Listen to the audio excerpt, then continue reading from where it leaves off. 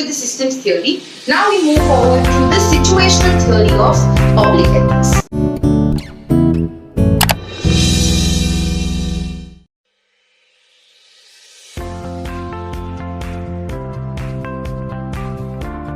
Now, what is this situational theory of public ethics? Apparently, in the year 1968, Mr. J.E. Grunick had given us this theory, which states that, as the name suggests, situational theory of public relationship. So, in situation, the stakeholders basically are divided in four kind of public. So let's consider a triangle. Okay, the lowest level of the triangle, we'll consider the triangle into four halves. So the lowest level of the triangle is known as the apathetic public. Now, what is apathetic public? Not the apathetic public, but the kind of public or the kind of people who basically are not at all aware or not at all bothered about you as an organization. Alright, as an example, maybe the rural people, the ones who stay in rural, they have no idea whatsoever about what's happening or what products and services are available for the urban masses, for the people who stay in the urban area. So they're the ones who are least concerned. Okay, a level above to them is your unaware public. Now, what is the meaning of unaware? Unaware, as the name suggests, is I'm not aware about the variety of options or services that are available for a particular product.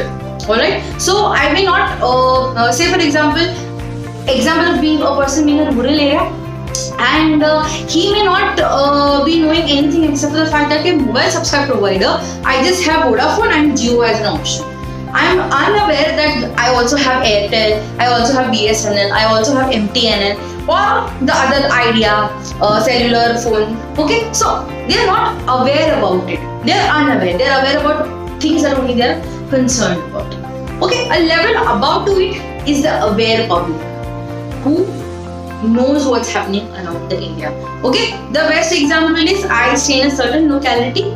I love eating ice creams. So, as a aware part of a public, I am aware of all the places in and around my locality that have ice cream being sold in it, or maybe the ice cream parlors in and around the place that I stay. So that will be an aware public. I know कि हाँ यहाँ से यहाँ जाने पे ये particular दुकान पे ये मुझे आइसक्रीम मिलेगा, यहाँ से यहाँ जाने पे मुझे यहाँ पे ये मिलेगा. At this cost, at this price, the timing of the shops, I am aware about it. So I become part of an aware public. And the topmost category is the active public. Continuation to our example, the active public means I love ice creams. I am aware of that there are 10 parlors around wherever I stay, and I have been to all these 10 parlors. I have tried the variety of options, and eventually I have stuck down to one place. I have been a loyal customer. So that is the kind of people, the brand loyal people. In the active category, the brand loyal people, that you've tried, tested everything. You are active because you are an active public. You've tried, tested everything, and eventually you stuck to one brand because that is what gives you the highest level of satisfaction. Now, as per this theory, what Mr. Grunick had to say is that once the PRs understand that these are the four kind of publics that they have to now identify that in these kind of four publics, first, is there a problem recognition? Do these people, basically the active people or the aware people, are they aware that there is a problem that exists in the market? Or say, for example, I want to be thin. Am I aware that there are ways or methods via which probably it can help me to probably slim down? So that would be the problem recognition phase. Second parameter will be the constraint recognition phase. Now, what is this constraint recognition phase? I am aware about the problem, and I'm also aware about the things that are stopping me from doing it, or what is it? What is the obstacle that's being here because of which I'm not able to complete a certain task? So am I in that part of the public where I'm aware, I'm active, I'm aware कि हाँ यार ये चीज हो नहीं रही है या ये चीज की वजह से I'm not able to complete this particular thing. So I will fall under constraint recognitions. And the third is your level of involvement. I know the problem. I know what's stopping me from achieving or getting through, overcome this problem, and how much I'm involved in the whole process so that I'm able to quickly overcome this problem. Okay, so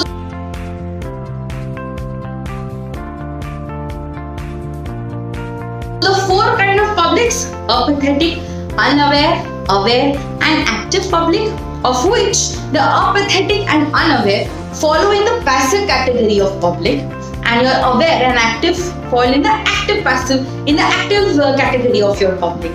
So once I've identified these public, once I know that are they in the recognition, problem recognition phase, or in the constraint recognition phase, and what is the level of involvement in both of them, I will be able to pitch, or I will be able to influence that particular public accordingly.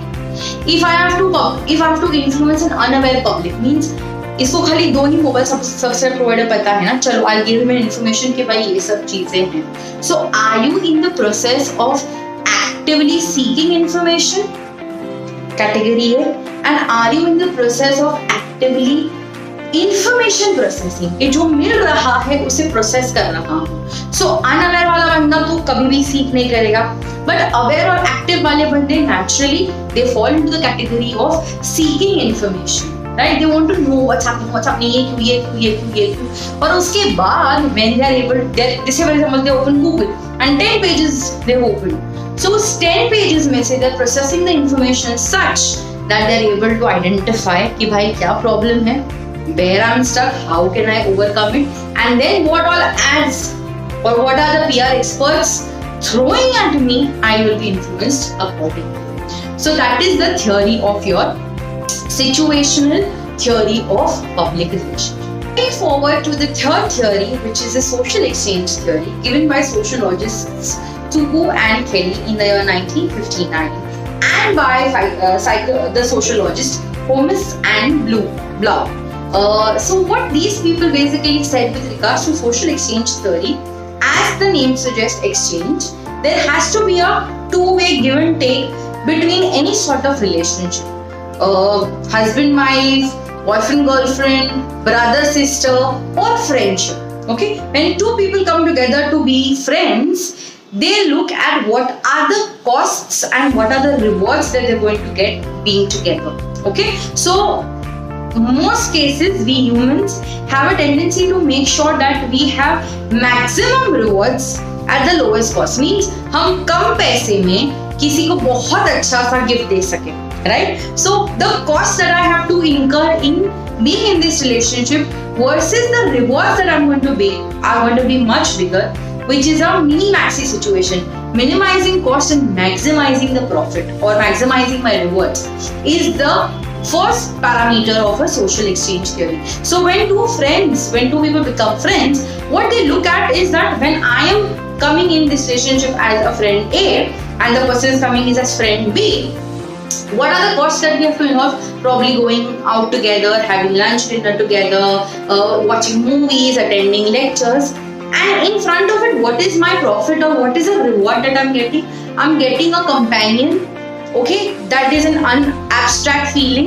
You can't put it in numbers that the person is going to be with me 24/7, and that's the kind of reward that I'm getting. But I'm investing a little amount and I'm getting a maximum cost in terms of in having a companion for the time I'm in college, for the time I'm in my classes, or as a lifelong being friends. So the first parameter of social exchange theory talks about what are the costs versus the rewards.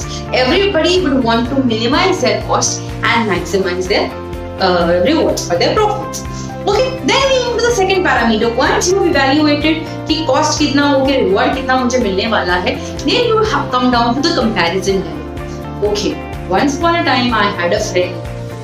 He did this to me, he ditched me, or she ditched me, or we broke up. All right, and now that I'm friends with this particular person, how is it going to be?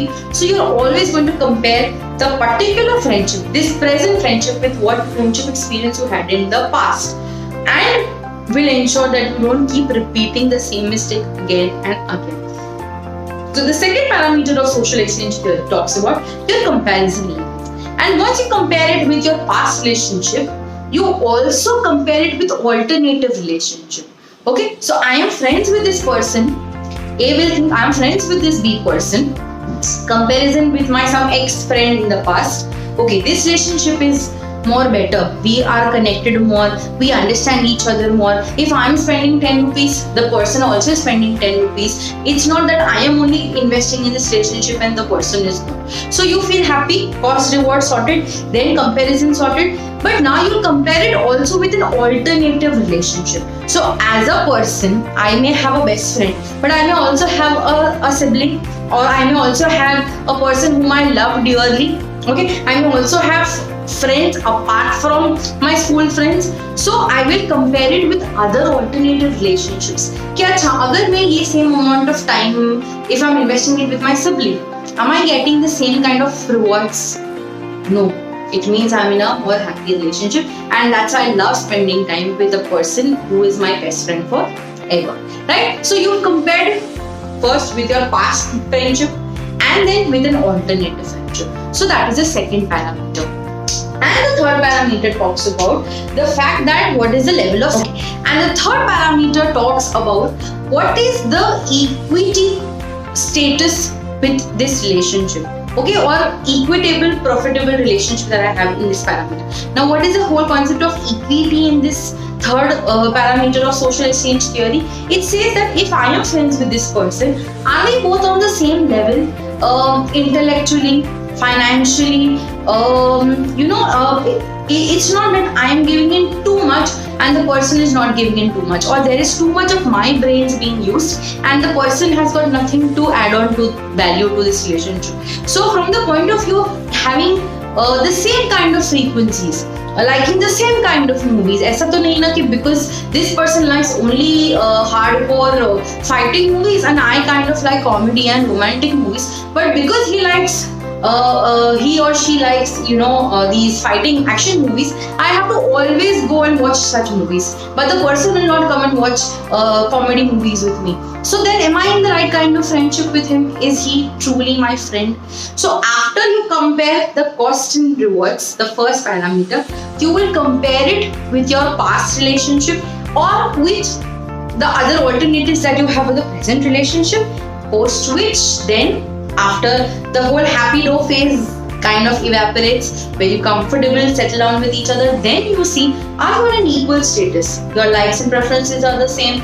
If the person is highly educated, are you also of that level to keep up the rapport between the both of you? So that is the whole ideology, or that is the whole concept of social exchange theory.